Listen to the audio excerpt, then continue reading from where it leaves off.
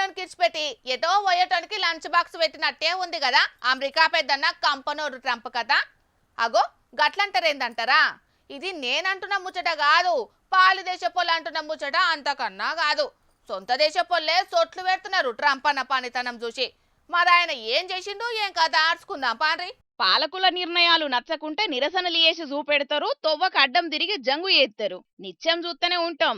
కానీ అమెరికా అధ్యక్షుడు ట్రంప్ అన్నను మాత్రం అట్లా కాకుండా మాస్ ర్యాగింగ్ తోని ఆడిపోసుకుంటున్నారు అక్కడ పబ్లిక్. దునియాలనే తోపని చెప్పుకుంటున్న ట్రంప్ అన్నను ఆటలు అరటిపండు లెక్క తీసి పారేస్తున్నారు అమెరికోళ్ళు. యావత్ దునియా ముంగట ట్రంప్ అన్న ఇజ్జత్ గంగపాలు చేసే పని ముంగటేసుకున్నారు. మూలిగే నక్క మీద తాటిపండు పడ్డట్టు నిన్న మొన్నటి దాకా సుంకాలతోని ఇప్పుడు యుద్ధంతోని ఒక్క తీరుగా గోసపడుతుంటే వైట్ హౌస్ లో బంగారు పాయకాన గట్టించే కార్యం ముంగటేసుకున్నాడట.